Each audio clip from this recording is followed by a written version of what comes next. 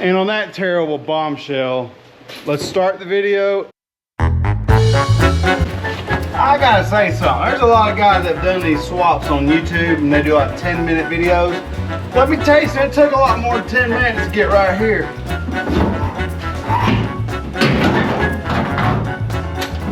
My gauge was reading empty. I always thought it was about half a tank, but I'm assuming this thing's 3/4. There's gotta be 10 to 15 gallons in here. Okay. We're about to fill up the Jeep. Thank the Lord, amen. There's always a blessing in it.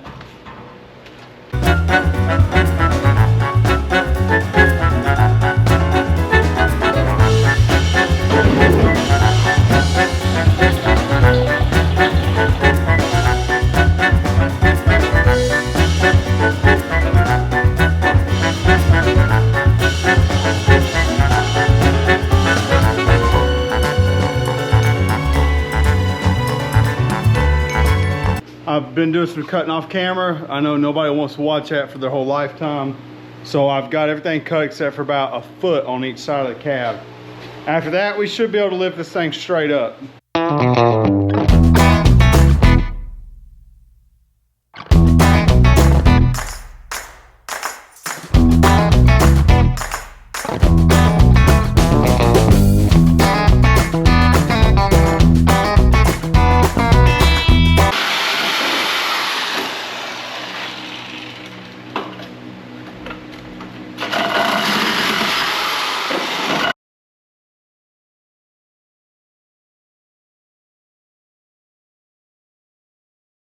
Our steering column is getting hung up.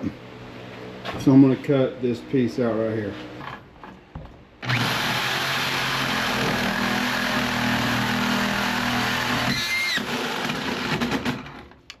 After all that, the Sawzall just left the building. So I guess I'm finally going to buy a battery powered Sawzall. I wasn't expecting that today. I'm lazy. I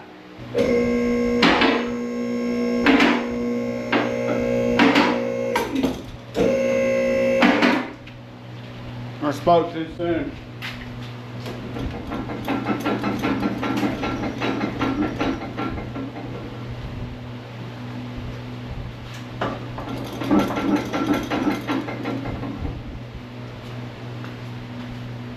The back is coming up. I keep getting hung up on this. I've cut it all the way through. I don't know what's holding it. At this moment, I don't even realize that the dash is still connected behind the instrument cluster.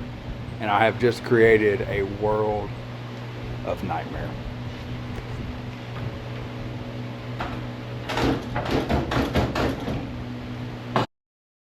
Clearly, I still have not figured out that the dash is connected at the cluster.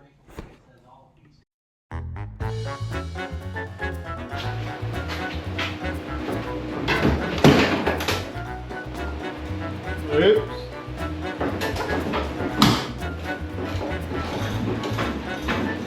One bolt was still holding on. I can't use the dash now. That's all I'm going to say.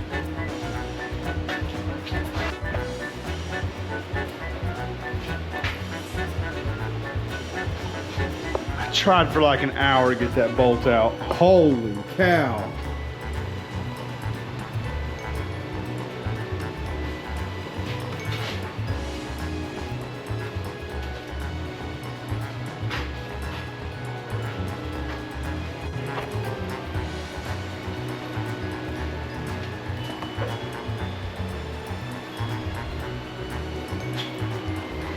And on that terrible bombshell, let's end the video.